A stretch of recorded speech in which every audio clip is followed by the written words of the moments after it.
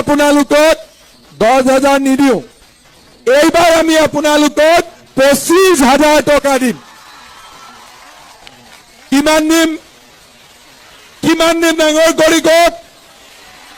25,000 টকা প্ৰতিগৰাকী মহিলাই পাব। আৰু ভগৱানে যদি মোক শক্তি দিয়ে, এইবাৰ কৈছিলো 10,000 দিম, দিলো 19,000, এইবাৰো কৈছো 25,000 দিম। ভগৱানে শক্তি দিলে কিজানি ইয়াতকৈ বেছি দিব পাৰো, হয়নে নহয়? অৰুণোদয় আঁচনি প্ৰত্যেক সমষ্টিতে আমি যদি আৰু 2-3 হাজাৰ অৰুণোদয় দি দিওঁ, তেতিয়াহ'লে সকলোৱে পাই যাব। আমাৰ চৰকাৰী চাকৰি ওলাব 2 লাখ, 25,000 ওলাব পুলিচত, 75,000 ওলাব স্কুল কলেজত, 1 লাখ ওলাব nurse, laboratory technician, grade 3, grade 4। কিন্তু ল'ৰা ছোৱালীয়ে যদি নাৰ্ছ নপঢ়ে, নাৰ্ছৰ চাকৰি ক'ৰ পৰা পাব? যদি ল'ৰা ছোৱালীয়ে BEd নপঢ়ে, শিক্ষকৰ চাকৰি কেনেকৈ পাব? দুখীয়া ঘৰৰ দেউতাক মাকে ইমান টকা ফিজ দি ল'ৰা ছোৱালীক পঢ়াব নোৱাৰে।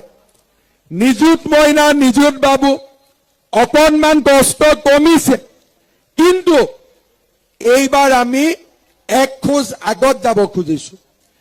এইবাৰ আমি সিদ্ধান্ত লৈছো যে ল'ৰা ছোৱালীৰ পঢ়ুৱাৰ দায়িত্ব সম্পূৰ্ণৰূপে চৰকাৰে ল'ব। দেউতাক মাকে টকা পইচা খৰচ কৰিব নালাগে। 2 লাখ চাকৰি, মহিলালৈ উদ্যমিতা, ৰেচনত মিঠাতেল, চাহ বাগিচাৰ শ্ৰমিকলৈ মাটি, ঘৰ, বাগিচাৰ মজদুৰি, আমাৰ প্ৰতিখন গাঁৱতে গৃহহীন লোকক ঘৰ আৰু ল'ৰা ছোৱালীৰ পঢ়ুৱাৰ দায়িত্ব। এই কাম আগতেও চৰকাৰবিলাকে কৰিব পাৰিলেহেঁতেন, কিন্তু তেওঁলোকে নকৰিল। আজি চাকৰি পাম নে নাই, ADRE হ'বনে নাই, পুলিচৰ চাকৰি ওলাবনে নাই, এইবাৰ মই ৰাইজক কৈছো যে ৰাইজ, এইবাৰ আমাৰ চৰকাৰ হলে আমি 2 লাখ ল'ৰা ছোৱালীক চৰকাৰী চাকৰি দিম। এই 2 লাখ ল'ৰা ছোৱালীৰ 25,000 পুলিচত চাকৰি পাব, 75,000 শিক্ষক শিক্ষয়িত্ৰী চাকৰি হ'ব, 1 lakh grade 3, grade 4 nurse, junior engineer, doctor 1 lakh চাকৰি হ'ব। টোটেল 2 লাখ চাকৰি।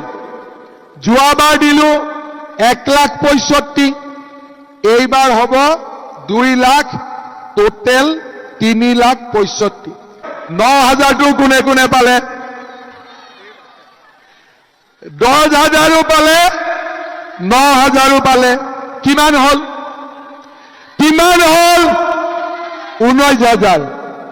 মনটো ভাল লাগি আছে? লাগিছে নে নাই? আৰু লাগিব নেকি? আৰু লাগিব নেকি? নালাগে নেকি? আচ্ছা, কাক কাক নালাগে হাত দাঙক। এতিয়া কাক কাক লাগে হাত দাঙক। বাপৰে, নালাগাৰ ফালে এগৰাকীও নাই, লাগাৰ ফালে চব আছে। গতিকে য'ত বেছি আছে তাততো মই যাবই লাগিব, হয়নে নহয়? সেইকাৰণে এইবাৰ আমি 10,000 টকা নিদিওঁ, সকলোকে আমি 25,000কৈ টকা দিম। ভাল হ'বনে বেয়া হ'ব? ভাল হ'ব। সুৰেন ফুকনক ভোট দিব, বিজেপিক জিকাব, 25,000ও মই আপোনালোকক দিম। 100% হ'ব। অৰুণোদয় কাৰ কাৰ আছে? কোনে কোনে অৰুণোদয় পোৱা নাই মোক হাত দাঙক। এইবাৰ নোপোৱা কেইগৰাকী অলপ দাঙি থাকিব। 500 গৰাকীও নাই। কিন্তু যদিও 500 গৰাকীয়ে অৰুণোদয় পোৱা নাই, কিছুমান পৰিয়াল ডাঙৰ ৰেচন কাৰ্ড এখন আছে। যদি পৰিয়ালটোত আমি ৰেচন কাৰ্ড দুখন কৰি দিওঁ, আমাক আৰু অলপ অৰুণোদয় লাগিব। সেইকাৰণে ডিগবৈ সমষ্টিৰ কাৰণে মই সুৰেন ফুকনক নতুনকৈ 10,000 অৰুণোদয় আৰু দিম। 10,000 কিয় দিম? এটাটো নোপোৱাসকলে পাব লাগিব 1250 টকা। এতিয়া আমি 1250 টকাটোকো বাঢ়াই লৈ গৈ থাকিম। দ্বিতীয়তে, ডাঙৰ পৰিয়ালত ৰেচন কাৰ্ডখন ভাঙিলে আমি 2টা অৰুণোদয় পাম। লগতে আমাৰ ডিগবৈ ল'ৰাবিলাকে বিয়া কৰাই বোৱাৰীও আনিব নহয় ডিগবৈত, সিহঁতৰ কাৰণে এটা অৰুণোদয় ৰাখি থব লাগিব, হয়নে নহয়? এতিয়া ল'ৰাবিলাকে বিয়া কৰিলে ক'ব পাৰিব শহুৰেকক, বোৱাৰীকটো মৰম কৰিমেই, লগত মামাই এটা অৰুণোদয় দিব। ডাবল বেনিফিট, হয়নে নহয়? ৰেচন কাৰ্ড কাৰ কাৰ আছে? চবৰে আছে। কাৰ কাৰ ৰেচন কাৰ্ড নাই?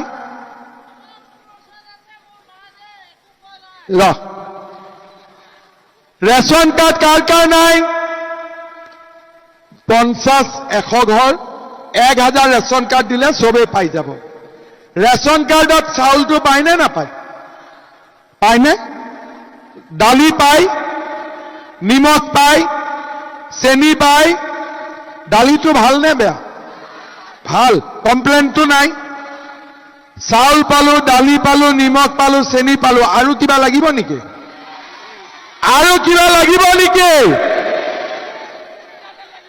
মিঠাতেল লাগিব, চবকে মিঠাতেল লাগিব।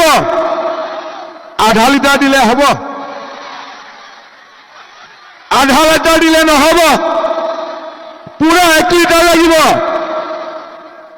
ঠিক আছে, দিবতো লাগিব, চবেই খুজিছে যদি, হয়নে নহয়? এগৰাকী আইতাই মোক ক'লে যে মামা, দালিটো পাই আছো, নিমখ পাই আছো, চেনি পাই আছো, চাউল পাই আছো, তই তেল দিবি বুলি কৈছো যেতিয়াও তই দিবি, লগতে চাহপাতটো দি নিদিয় কিয়? মই বোলো এইটোতো বহুত পইচা লাগিব। ঠিক আছে আইতা, চৰকাৰখন ভাল কৰি চলক, প্ৰথমতে তেলটো দি লওঁ, তাৰ পিছত আৰু যি পাৰো বঢ়াই লৈ গৈ থাকিম। তাৰ মানে আপোনালোকে চাওক, ল'ৰা ছোৱালীয়ে চাকৰি পাইছে, মহিলাই উদ্যমিতা পাইছে, অৰুণোদয় পাইছে, আৰু আমি ৰেচন কাৰ্ডত চাউল, চেনি, তেল, নিমখ আমি পাব গৈ আছো। এই সুবিধাবোৰ কংগ্ৰেছৰ দিনততো দিব পাৰিলেহেঁতেন। চৰকাৰটো একেখনে, চকীখনহে বেলেগ। আগতে বেলেগ এজন বহিছিল, এতিয়া বেলেগ এজন বহিছে। কংগ্ৰেছে ইচ্ছা কৰিলে 300 টকা হলেও অৰুণোদয় দিব পাৰিলেহেঁতেন। 10,000 টকা নহয়, অন্তত 1,000 টকাও দিব পাৰিলেহেঁতেন। কিন্তু কংগ্ৰেছে ভাবে যে অসমীয়া মানুহক সূতা কম্বল দিলেই হৈ যাব, বেলেগ দিব নালাগে।